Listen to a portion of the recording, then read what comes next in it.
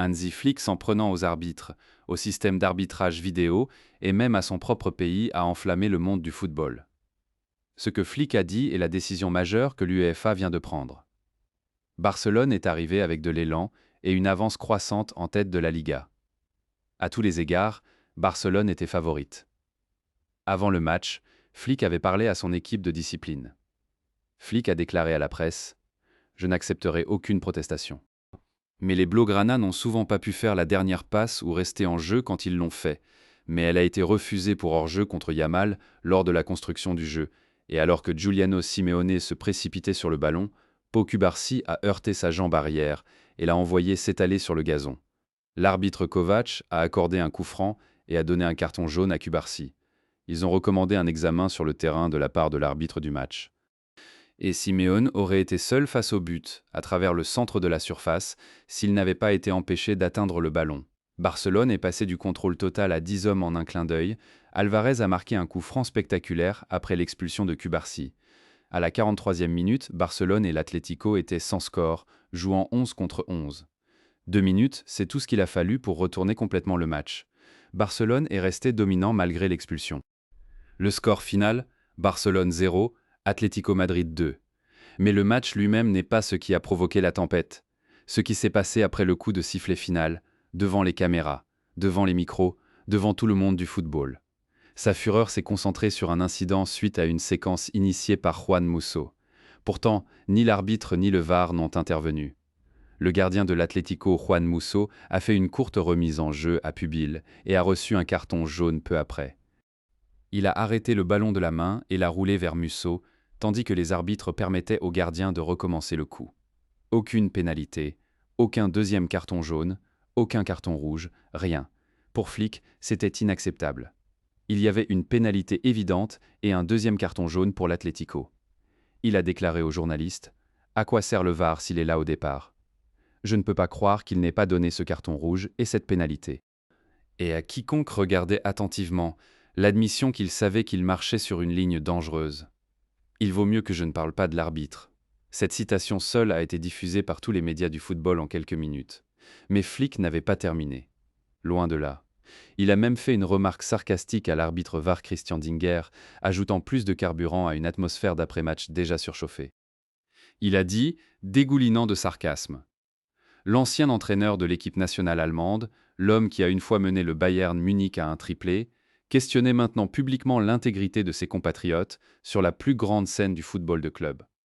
C'est ainsi que la citation complète a été rapportée par la presse internationale. Il suggérait effectivement que son collègue arbitre VAR allemand Christian avait favorisé l'Atlético Madrid. Et le défenseur l'arrête de la main. Pour moi, c'est un deuxième carton jaune et aussi une pénalité. Gérard Martin, le défenseur de Barcelone, a soutenu son entraîneur dans sa propre interview. Le gardien pose le ballon et le joue. Le joueur l'arrête avec son gal. L'arbitre ne le voit pas en direct, mais le VAR doit le lui dire. A déclaré Martin. L'entraîneur de l'Atlético Diego Simeone a déclaré que les arbitres avaient eu raison de ne pas intervenir. Sa lecture des événements, si Marc qui était censé recevoir une passe pour commencer c'est parce qu'il y a seulement du bon sens sur le jeu. Un entraîneur furieux, l'autre calme. Et quelque part entre les deux, un organisme directeur observait chaque parole. Ce n'est pas la première fois que Hansi Flick se retrouve dans le collimateur de l'UEFA. En fait, un schéma a discrètement émergé au cours de l'année écoulée. Et plutôt comme le dernier chapitre d'une confrontation croissante entre l'un des entraîneurs les plus décorés d'Europe et l'organe directeur du continent. Revenez à la saison 2024-25. Barcelone a atteint les demi-finales de la Ligue des Champions et a affronté l'Inter Milan à San Siro. Le choc à San Siro, qui a vu Barça éliminé, était déjà entaché de controverses sur les décisions arbitrales. Bien que Flick n'ait pas été expulsé pendant le match, dans les dernières minutes, il a perdu son sang-froid et a frappé son banc de frustration. Flick a ensuite suggéré que les décisions de l'arbitre Simone Marcignac avaient été contre son équipe. Après la défaite 4-3, Flick a ouvertement remis en question les appels de l'arbitre et les a critiqués en conférence de presse. L'UEFA a agi.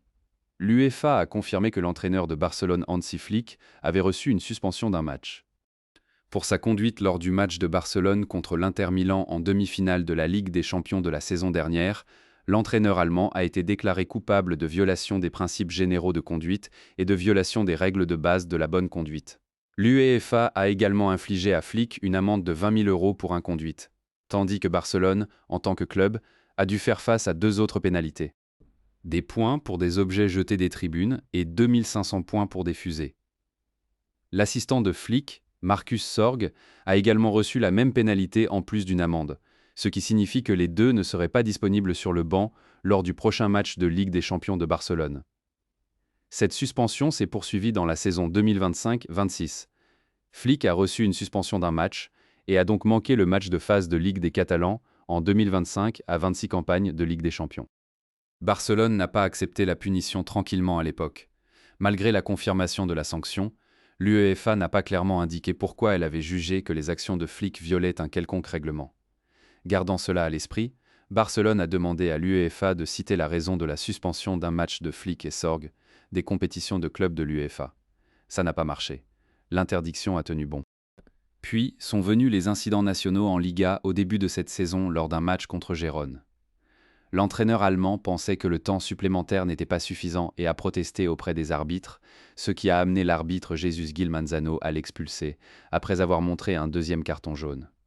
Ironiquement, ce temps supplémentaire s'est avéré suffisant pour Barcelone, qui a scellé la victoire avec un but de Ronald Araujo à la 93e minute. Dans les jours suivant la suspension de Flick, Barcelone a tenté d'annuler la décision par les canaux administratifs officiels, arguant que l'arbitre avait mal interprété les gestes de l'entraîneur et qu'il n'était pas dirigé vers les arbitres. Cependant, cet appel a été rejeté à tous les niveaux et la suspension a été maintenue. Cette interdiction a forcé Flick à manquer le Clasico contre le Real Madrid. Barcelone a même porté l'affaire au tribunal arbitral du sport, déterminé à annuler la décision. Barça a soumis une demande urgente au TAS, cherchant une suspension précautionnaire de l'interdiction avant vendredi à midi, dans l'espoir d'avoir leur entraîneur autorisé à s'asseoir sur le banc au Bernabéu. Et puis, plus récemment en Ligue des Champions elle-même, l'UEFA a adressé un avertissement formel à Flick après le match de Prague-Slavia, tenant l'entraîneur responsable d'un retard. C'était le plus bas niveau d'action disciplinaire, mais c'était toujours une note dans son dossier. Répétez-le et leur ton était sûr de changer, et rapidement. Flick n'est pas nouveau sur le radar de l'UEFA. Ses protestations animées lors de la demi-finale de la saison dernière contre l'Inter n'ont pas été ignorées non plus. Donc, quand Flick est entré à cette conférence de presse après la défaite face à l'Atlético et a dénoncé le VAR par nationalité, remis en question l'intégrité de l'arbitrage et a sarcastiquement remercié son propre pays, il l'a fait avec un dossier disciplinaire que l'UEFA connaissait déjà bien. Flick avait-il raison? Le handball de Pubil était-il vraiment une pénalité? Le VAR aurait-il dû intervenir? Parce que s'il a raison, sa frustration devient non seulement compréhensible, mais sympathique.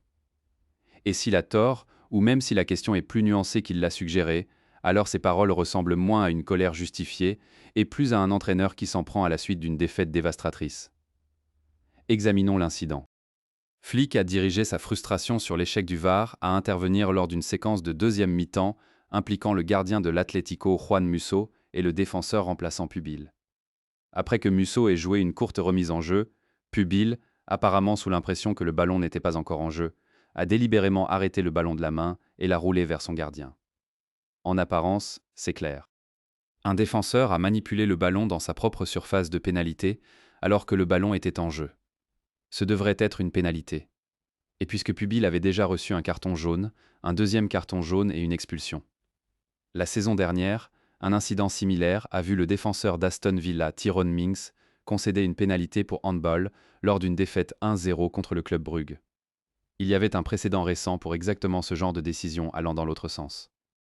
Mais l'arbitre a vu les choses différemment. Et les experts ont donné une lecture plus compliquée. Commençons par la loi 16, le coup d'envoi du but. Elle stipule que le ballon est en jeu quand il est frappé et se déplace clairement. Beaucoup en ont conclu qu'il était Musso qui a d'abord joué le ballon et donc le jeu était en direct quand Pubil a touché le ballon de la main. Une lecture alternative de cet incident est que Musso donnait simplement le ballon à Pubil pour qu'il recommence le jeu. En fin de compte, c'est le jugement de l'arbitre qui compte. Et il a décidé de prendre l'option la moins controversée en fonction des faits disponibles. Accorder une pénalité lorsque l'action n'a eu aucun impact sur la capacité de l'opposition à s'engager avec le ballon ou n'a donné un avantage à l'Atlético pour recommencer de cette manière, n'est pas ce que nous voulons voir. De plus, cela n'aurait pas pu être un deuxième carton jaune. Un handball ne peut être puni d'un carton jaune que si le défenseur a délibérément arrêté un tir au but ou délibérément arrêté un attaquant d'avoir une opportunité positive dans la surface de pénalité, et aucun ne s'est produit ici. Donc, selon cette analyse, même si vous êtes d'accord sur le fait qu'il aurait dû y avoir une pénalité, le deuxième carton jaune que Flick exigeait n'était jamais sur la table et l'appel de pénalité lui-même était au mieux un jugement qui pouvait raisonnablement aller dans les deux sens. Ce n'est pas le genre d'erreur claire et manifeste que le VAR renverse généralement. Mais ce qui a rendu la situation si explosive n'était pas seulement l'incident de Pedri en isolation. C'était le contraste. Flick a comparé cette situation au carton rouge montré à Pau Cubarsí juste avant la mi-temps, une décision qui a été entièrement examinée par le VAR. Aux yeux de Flick, le VAR avait été méticuleux quand la décision allait contre Barcelone et invisible quand elle aurait pu aller en sa faveur. Même Thierry Henry, travaillant comme Pandy, a dit que le carton rouge de Cubarsí était un défi sur Giuliano Simeone, qui a été jugé comme étant le déni d'une opportunité claire de but. Mais il a expliqué pourquoi il pense que c'était le mauvais appel. La perception de l'inconsistance, c'est ce qui a allumé la mèche. Non seulement une décision, mais le sentiment que le système favorisait un côté plutôt que l'autre. Que cette perception soit exacte ou non, c'est ce qui a poussé Flick à dire ce qu'il a dit. Et au football, la perception a des conséquences. Donc, nous y voilà. Hansi Flick, entraîneur-chef du FC Barcelone, a publiquement remis en question la compétence et l'équité des arbitres de match de l'UEFA. Il a signalé un arbitre VAR spécifique par nationalité. Il a utilisé du sarcasme qui pourrait être interprété comme une accusation de partialité, et il a tout fait cela alors qu'il portait déjà un dossier disciplinaire qui comprend une interdiction d'un match en Ligue des Champions, un avertissement formel de la phase de groupe de cette saison et une suspension nationale qui s'est déroulée jusqu'au tribunal arbitral du sport. La dernière fois que Flick a franchi l'UEFA, il a été déclaré coupable d'avoir violé les principes généraux de conduite et d'avoir violé les règles de base de bonne conduite. C'était pour comportement pendant un match et commentaire d'après-match, après la demi-finale de l'Inter Milan. Ce qu'il a dit après le match de l'Atlético est, selon la plupart des comptes, plus pointu, plus spécifique et plus provocateur. Le comité de contrôle, d'éthique et de discipline de l'UEFA a précédemment sanctionné Flick pour violation du Code général de conduite et des règles de base de bon comportement. La question n'est pas de savoir si les commentaires de Flick violent le code de l'UEFA. Les critiques publiques des arbitres de match, en particulier les critiques qui impliquent un parti pris ou une incompétence, sont explicitement couvertes par la discipline de l'UEFA. La question est la gravité de la punition. Si l'UEFA suit son propre précédent, une interdiction d'un match est le plancher. C'était la punition pour l'épiphanie d'Inter Milan, et par toutes les mesures, les commentaires de l'Atlético étaient plus tranchants et plus directs. La ligne « Merci, l'Allemagne seule », un coup sarcastique à la nationalité d'un arbitre VAR spécifique, de la part d'un homme qui a entraîné l'équipe nationale de ce pays, porte un niveau de ciblage personnel que les panneaux disciplinaires de l'UEFA ne négligeant généralement pas. Une interdiction signifierait que Flick ne pourrait pas être sur la ligne de touche pour le deuxième match au Metropolitano mardi. C'est le match où Barcelone doit surmonter un déficit de 2 buts à l'extérieur. Une seule équipe sur 32 a pu surmonter un déficit de 2-0 en phase éliminatoire de la Ligue des Champions, après avoir joué le premier match à domicile, Marcus Rashford de Manchester United contre Paris Saint-Germain en 2019. L'Anglais va-t-il se relever à nouveau? Rashford, maintenant un joueur de Barcelone, est l'homme qui devrait faire partie de tout miracle.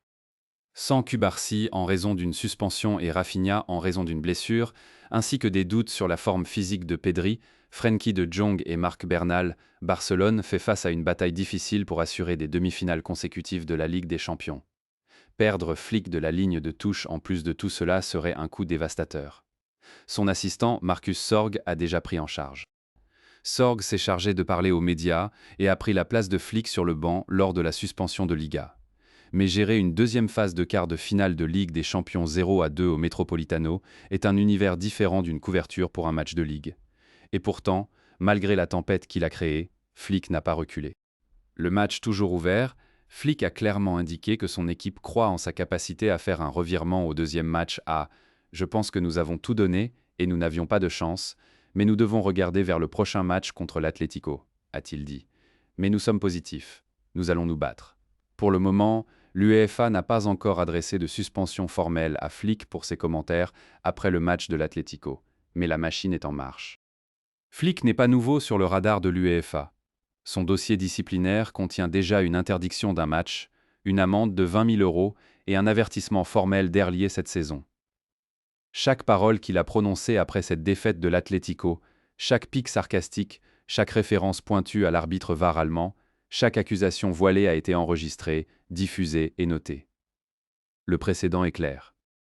La dernière fois que Flick a critiqué publiquement les arbitres de l'UEFA, il a été interdit et condamné à une amende.